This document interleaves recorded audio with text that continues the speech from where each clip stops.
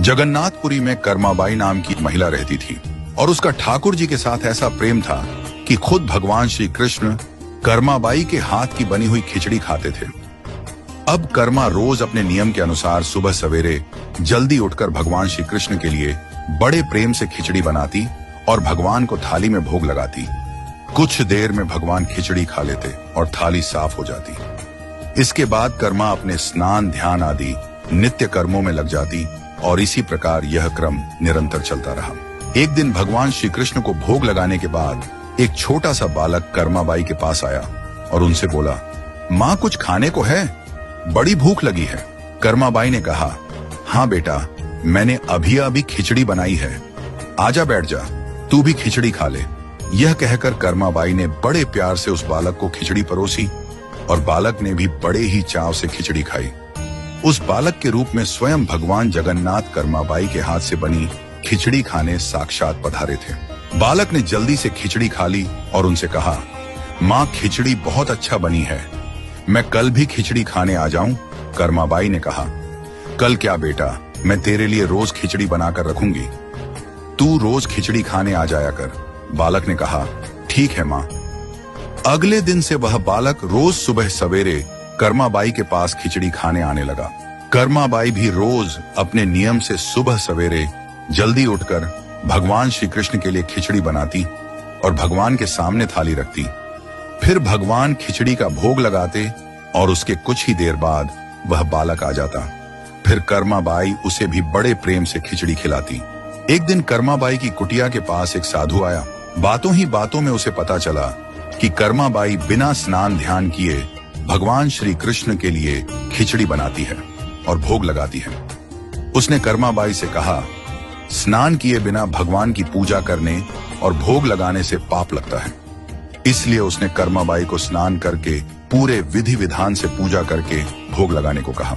साधु से ऐसा सुनकर भोली भाली कर्मा अगले दिन से सुबह जल्दी उठकर स्नान करके खिचड़ी बनाने लगी और विधि विधान से पूजा करके भोग लगाने लगी। ये सब करने में कर्माबाई को बहुत देर लग जाती, लेकिन वह बालक तो रोज सुबह अपने समय से आ जाता और कर्मा से कहता, माँ मुझे भूख लगी है, मुझे जल्दी खिचड़ी दे, माँ जल्दी कर, माँ जल्दी कर। जब कर्मा भगवान श्री कृष्ण को भोग लगाकर बालक को खिचड़ी खाने को देती तो वह बालक उसे बहुत ही शीघ्रता से खाकर हाथ मुंह साफ किए बिना ही जल्दी से उठकर भाग जाता और यह क्रम कुछ दिनों तक ऐसा ही चलता रहा।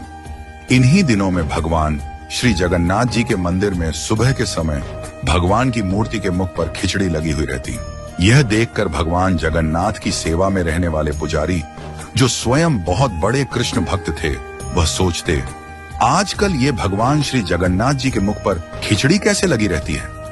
हम तो इन्हें खिचड़ी का भोग नहीं लगाते, तो फिर यह खिचड़ी कहां से आती है? कुछ दिनों तक लगातार भगवान श्री जगन्नाथ जी के मुख पर खिचड़ी लगी देखने पर पुजारी इसे भगवान की लीला मानते हैं और समझ जाते हैं कि भगवान रोज कहीं से खिचड़ी खाकर आते हैं। भगवान की लीला को जानकर वह मन ही मन भगवान श्री जगन्नाथ जी से पूछते हैं कि कहां से खिचड़ी खाकर आते हो प्रभु, हमें भी तो बताओ। उसी रात भगवान श्री जगन्नाथ जी पुजारी के सपने में आते हैं और उनसे कहते हैं कि मेरी एक भक्त है कर्माबाई, जो जगन्नाथपुरी में ही रहती है।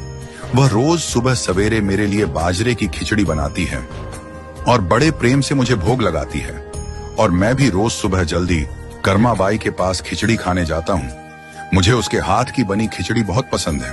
परंतु कुछ दिन पहले कर्मा के पास एक साधु आया और कर्मा को स्नान ध्यान करके विधि विधान से पूजा करके भोग लगाने को कह गया। इसलिए आजकल वह विधि विधान से पूजा करके भोग लगाती है और उसके बाद मुझे खिचड़ी खिलाती है।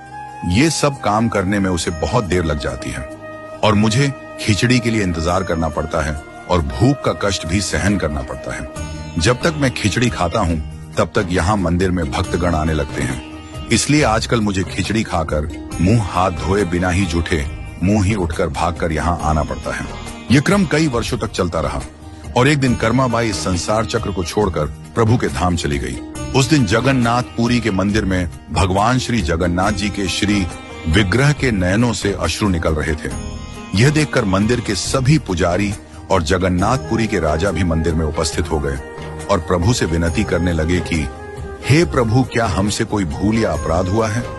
जिसके कारण जगत के पालनहार की आंखों से आंसू निकल रहे हैं। उसी दिन रात में पुजारी जी और जगन्नाथपुरी के राजा के स्वप्न में भगवान श्री जगन्नाथ जी ने कहा कि आज मां कर्माबाई इस लोक से विदा हो गई और मुझ में विलीन हो गई, परंतु अब मुझे रोज सुबह सवेरे बाजरे की खिचड़ी कौन खिलाएगा। अगले दिन जगन्नाथपुरी के राजा ने मंदिर के सभी पुजारियों और संतों से राय ली और यह आदेश जारी किया कि आज से भगवान श्री जगन्नाथ जी को सुबह सवेरे सबसे पहले मां कर्माबाई के नाम से बाजरे की खिचड़ी का भोग लगाया जाएगा, जिससे भगवान को मां कर्माबाई की कमी कभी महसूस न हो। इसीलिए उस दिन से लेकर आज तक भगवान श्री जगन्नाथ जी के मंदिर में श्री जगन्नाथ जी के विग्रह को 56 भोग से पहले बाल रूप में बाजरे की खिचड़ी का भोग लगाया जाता है और इसे बाल भोग कहा जाता है। सैकड़ों सालों के बाद भी श्री जगन्नाथ मंदिर में मां कर्माबाई की याद में यह प्रथा आज भी वैसी की वैसी चली आ रही है।